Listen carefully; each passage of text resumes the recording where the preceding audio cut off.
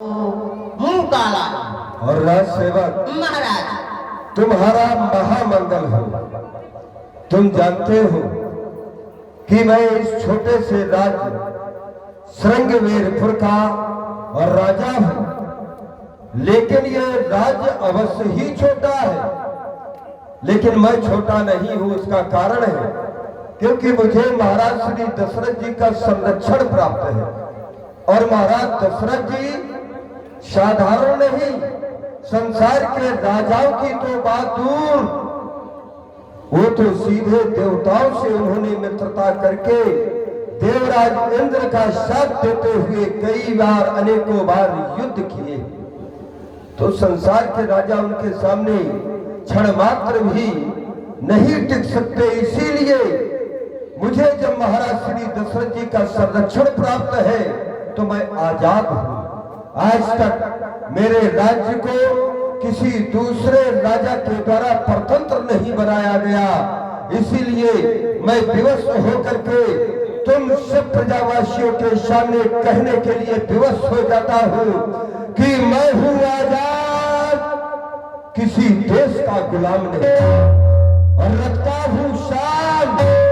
तो मेरे आगे किसी की शान नहीं, मेरी आभा है जो सूरज बनकर के चमकते है।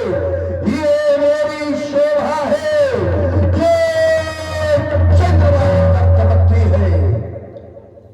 इतना ही नहीं प्रजा करता है, ये मेरे नाम का डंका,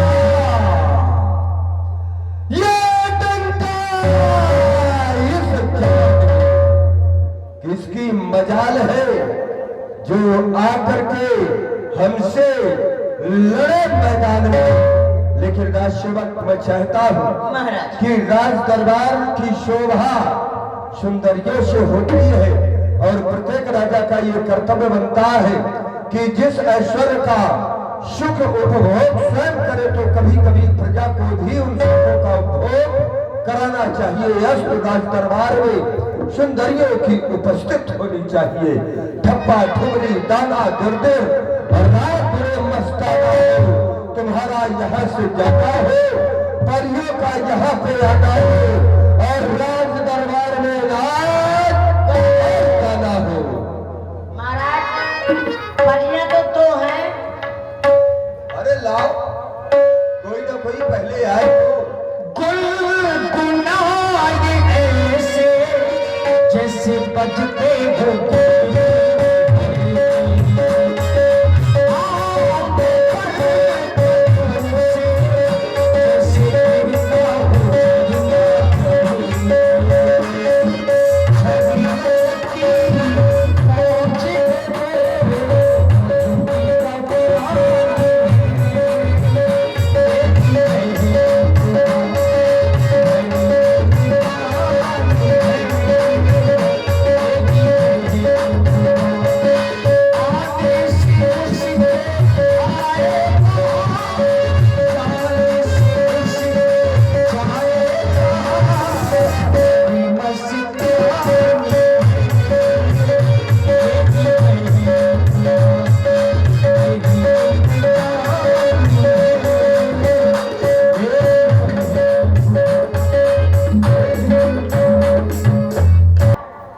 जैसा कि तुम्हें ज्ञात होना चाहिए, हम अयोध्या की ओर प्रस्थान करना चाहते थे, और तुमको हमने आदेश दिया था कि हमारे मित्र श्री राम जी का अयोध्या में राज्याभिषेक होना है।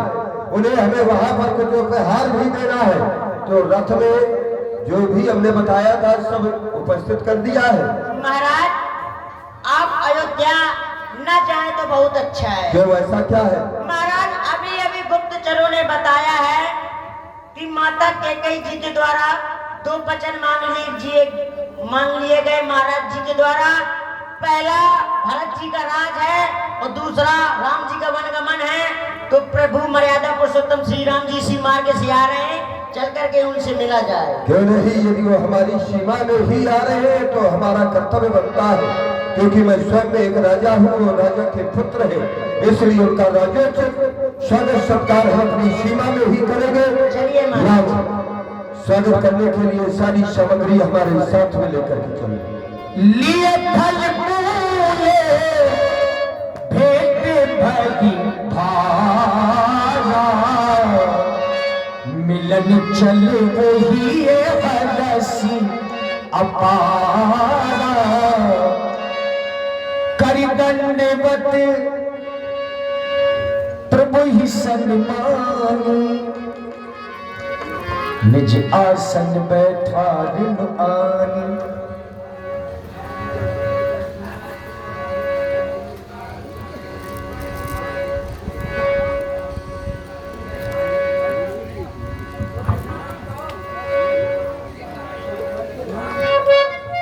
भैया निषाद राज, कहो अपने परिवार के सहित कुशलता पूर्वक से तो है ना? हे मेरे महाप्रभु, अभी तक तो कुशलता नहीं थी, लेकिन जब से मैंने आपके चरण कमलों के दर्शन किए हैं तो नाथ कुशल पद पंकज देखे, भयो भाग्य भाजन जन लेखे। आज से तो मैं भाग्य वालों की गणना में आ गया हूँ।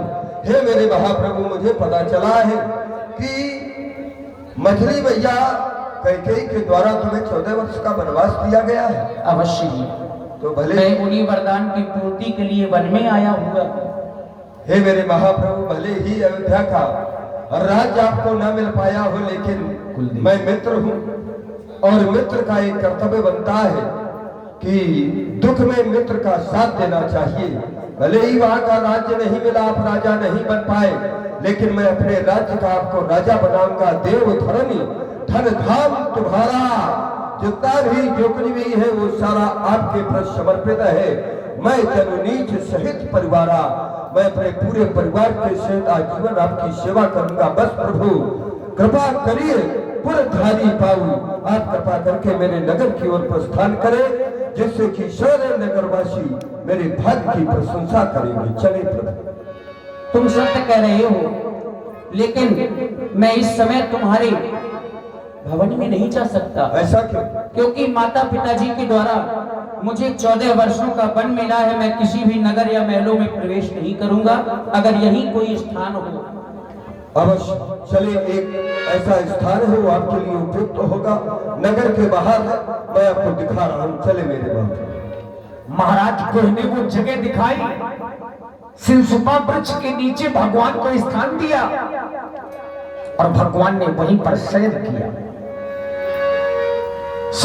मंत्र भ्राता सहित कंद मूल फल खाई, शयन कीन रघुवंश मणि पाय पलोटत भाई। राम जी शयन करने लगे और लक्ष्मण जी कुछ ही दूरी पर कछुक दूरी सजी बाल सदासने, जागने लगे बैठ वीरासन।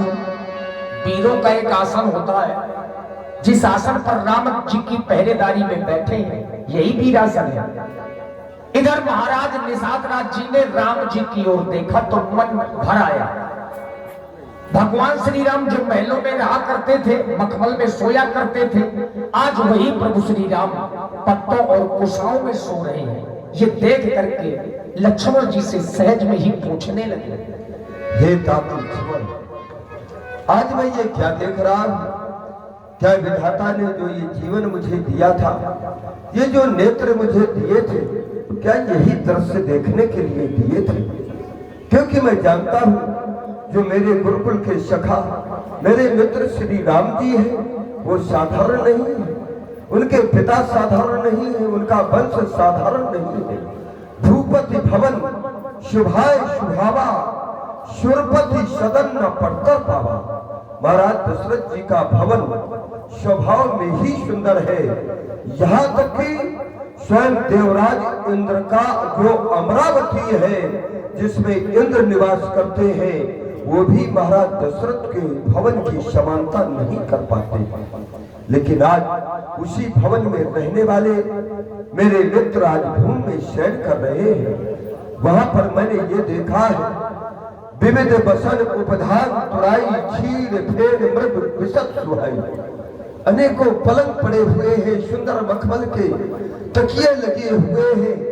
इतना ही नहीं, जितनी भी माताएं हैं, माता पिता परिजन प्रवासी सखा सुशील दास अरुदासी, जितने दास दासियां परिजन माताएं हैं, ये जुगवही जिनही प्राण की नाई, मई शोवत तई राम गुसाई, जिन्हें प्राणों के समान उनकी देखभाल किया करते हैं, आज वही मेरे महाप्रभु यहाँ वन में ये कुसुमें सहन कर रहे हैं। नहीं, जिस ओर मैं वैदेही की ओर देखता हूँ, सीता की ओर, तो क्या वो साधारण घर की है? ना, पिता जनक जग विदित प्रभाव, महाराज जनक का भी ऐश्वर्य संसार में विख्यात है। सखा सुरेश सखा रघुराव, और जो ससुर है महाराज दशरथ जी, वो स्वयं देवराज इंद्र के मित्र है। इतना ही नहीं, ससुर सुरेश सखा रघुराव रामचंद्र पति शोभय देही सोवत मही विधि बाम न के ही विचार कीजिए कि जिसके पति स्वयं श्री राम जी हो और उनकी भार्या भूमि में शयन करे, सिय रघुवीर की कानन जोगू, क्या ये बन के योग्य है? लेकिन नहीं, कर्म प्रधान विश्व कह लोगू, ये तो कर्म की प्रधानता है। आज कह कह नंदन मंदमती कठिन कुटिल पनकीन, जही रघुनंदन जानकी सुख अवसर दुख दीन। अरे कैके नरेश की पुत्री कैकेयी, तूने अच्छा नहीं किया है।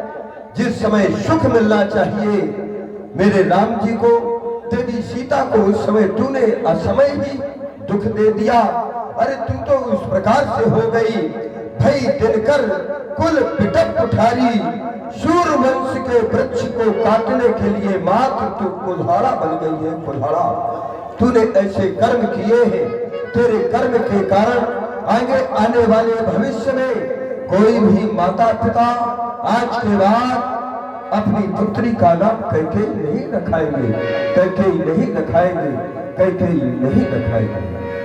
बोले लखन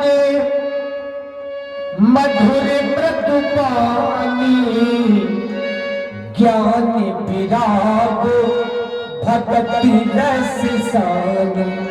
हे दास लक्ष्मण, तुम कुछ कहना चाहते हो? कहो, मैं आज सुनूंगा। हे भैया, आप व्यर्थ में माता कैकेयी को दोष ना दें, क्योंकि काहू न काहू सुख दुख कर दाता, निज कृत कर्म भोग सब भ्राता। जोग वियोग भोग फल मंदा, हित अहित मध्यम भ्रम भंगा। और मोह निशा सब शोभन हारा, देखें स्वप्न अनेक प्रकारा। कर्म प्रधान विष्णु रच राखा, और जो जस करे सो तस फल चाखा।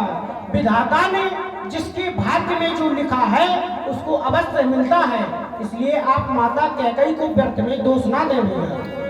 क्यों नहीं, अवश्य ही आपकी बात मैं स्वीकार करता हूँ। मैं तो अज्ञान रूपी अंधकार में डूब रहा था। राम गुण भाव सारा, जाति जग मंगल सुखदारा। श्री बनवासी भगवान की जय। आज